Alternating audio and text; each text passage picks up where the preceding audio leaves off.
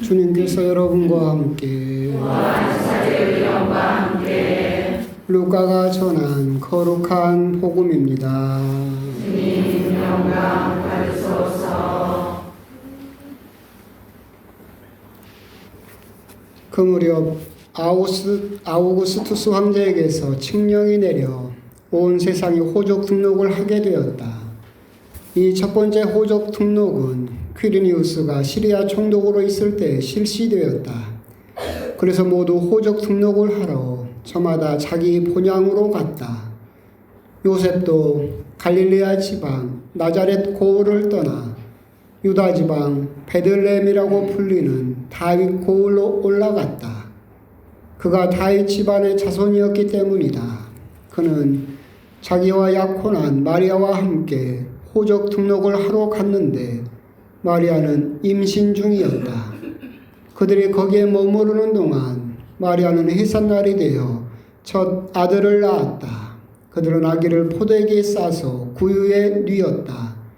여관에는 그들이 들어갈 자리가 없었던 것이다. 그 고장에는 들에 살면서 밤에도 양떼를 지키는 목자들이 있었다.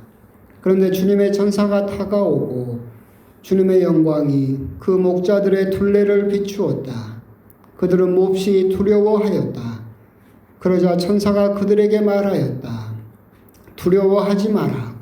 보라, 나는 온 백성에게 큰 기쁨이 될 소식을 너희에게 전한다. 오늘 너희를 위하여 다윗 고을에서 구원자가 태어나셨으니 주 그리스도이시다.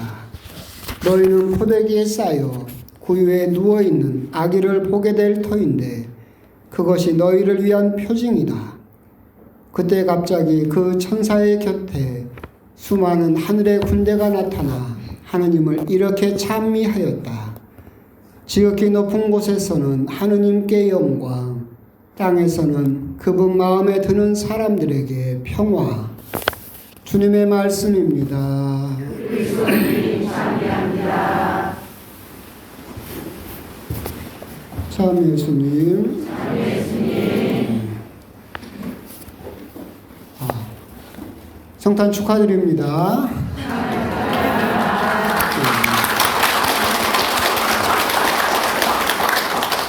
잠깐 마이크를 손댔더니 예전 마이크 소리가 아니어서 잠깐 당황해서 그랬습니다. 메리 크리스마스라는 말 뜻도 축하합니다. 그리스도의 미사라는 뜻이고 크리스마스가 바로 오늘 이런 시간에 드려지는 미사를 이야기를 하고 있고 그래서 이 미사에 참석한 우리 신자 여러분들에게 정말로 말 그대로 메리 크리스마스가 또 이루어지기를 기원하고 또 기도하겠습니다. 아까 공연을 재밌게 보셨습니까? 네. 아까 공연 마치고 가시던 분들도 내년에 또 불러주라고 그랬는데 서로 간에 공연자나 또 보신 분들이라 모두 그런 기쁨으로 또 성탄을 또 맞이하셨으면 좋겠습니다. 성탄은 아무래도 기쁨으로 우리가 이야기를 할 수 있을 것이고 예수님께서 우리를 찾아오셨다. 구원이 이제 우리에게 시작되었다라고 하는 것 그 자체만으로도 또 큰 기쁨으로 또 분위기가 또 연말 분위기다 보니까 그런 것도 또 강한 것 같다라는 그런 생각도 듭니다. 이제 성탄이 되면 드리는 말씀이기도 하지만 이제 그런 실제 이야기가 있죠. 실제로 언제인지는 모르겠지만 캐나다 몬트리올에 이렇게 그 주일학교에서 이렇게 이맘때쯤 되면 성극이라고 연극을 하죠. 신자들 앞에서나 부모님들 앞에서 보통 오늘 복음에 나오는 이 구절을 많이 하죠. 그래서 이제 선생님께서는 애들에게 성극을 준비하면서 그렇게 연극을 시키려고 했는데 그 중에 이제 랄프라는 애가 있었어요. 랄프라는 애가 있었는데 이 아이는 약간 좀 지능이 조금 떨어지고 말을 더듬는 애였어요. 근데 선생님은 그 아이도 같이 그 연극에 참여하기를 원해서 그 아이에게 어떤 배역을 줬냐면 여관 주인을 줬습니다. 여관 주인. 왜 그러냐면 그 여관 주인은 대사가 딱 세 마디인데 똑같아요. 방 없어요. 방 없어요. 방 없어요. 이 세 마디만 딱 하면 돼요. 똑같은 말만 세 번 하니까 말을 더듬어도 잘 해내리라고 생각을 해서 그 아이에게 그 여관 주인 역할을 맡겼죠. 그래서 이제 막 연습을 하고 나서 오늘 딱 이날이죠. 크리스마스 전에 이렇게 아이들과 함께 선생님과 신자들과 부모님 앞에서 이제 연극을 시작을 했어요. 그래가지고 오늘 복음에 나오는 것처럼 송요셉 성인을 맡은 아이와 또 성모님 역할을 맡은 아이가 성모님 이렇게 배가 이렇게 부풀어 올라 있었겠죠. 그래서 이제 여관을 찾아다니면서 막 다니다가 랄프 앞으로 왔죠. 그래가지고 방을 달라고 청했어요. 그래서 이제 그 랄프의 첫 대사가 뭡니까? 방 없어요. 그랬어요. 시킨 대로 잘했죠. 그래서 이제 송요셉 역할을 맡은 그 아이가 더 연기력을 발휘해서 우리 부인이 지금 곧 만삭이고 아이가 나올 것 같으니까 날은 춥고 방 하나만 달라라고 그랬어요. 랄프의 두 번째 대사 방 없어요. 그랬어요. 잘했죠. 그러니까 또 성모님 역할을 맡은 또 여자아이가 제가 지금 너무 힘들고 너무 춥고 그러니까 방 하나만 달라고 또 애원을 했어요. 그럼 세 번째 대사가 뭐예요? 방 없어요. 해야 되는데 이 랄프가 마음이 약해졌어요. 그래서 뭐라고 해버렸어요? 제 방 쓰세요. 자기 방을 내줘버렸어요. 그래서 연극은 망했어요. 대본대로 하면 거기서 쫓겨나서 그 마국간에 가서 예수님을 낳아야 되는데 갑자기 어떻게 돼버렸어요? 요관 방으로 랄프 방으로 들어가는 걸로 연극은 망해버렸어요.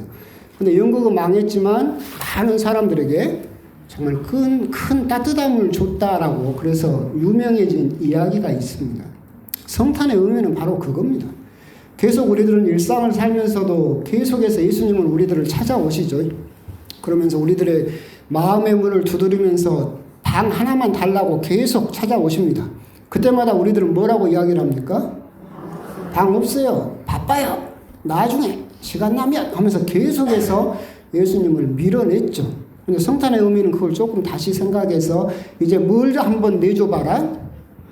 내 방 한번 내줘봐라. 그렇게 바쁘게 살고 있는 내 집에 좀 뭣도 좀 버리고 정리를 해서 방 한 칸 조금 빌려가지고 거기에 오늘 태어나신 예수님을 모실 수 있는 자리를 마련하는 것. 그것이 바로 성탄의 궁극적인 의미이지 않을까. 계속해서 나를 찾아와서 문을 두드리신 예수님에게 계속해서 방 없다고 바쁘다고 계속해서 거절하던 우리들이 이제 조금 여유를 찾아서 내 삶 가운데 예수님을 초대하고 그분을 내 방으로 들여 모시는 것.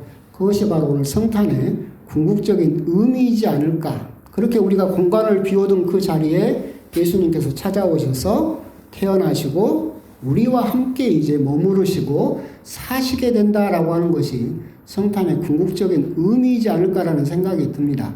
그걸 상징하는 것이 우리가 이제 제대 앞에 있는 구유죠. 그렇죠. 예수님께서는 말 밥그릇 구유에서 태어나셨지만 사실은 지금은 막 구유를 여러 가지 모양으로 만들기도 해요. 옛날에 이제 제가 판공성사를 주려고 제 동기신부 본당에 갔더니 거기 성당은 구유가 국회의사당으로 되어 있더라고요.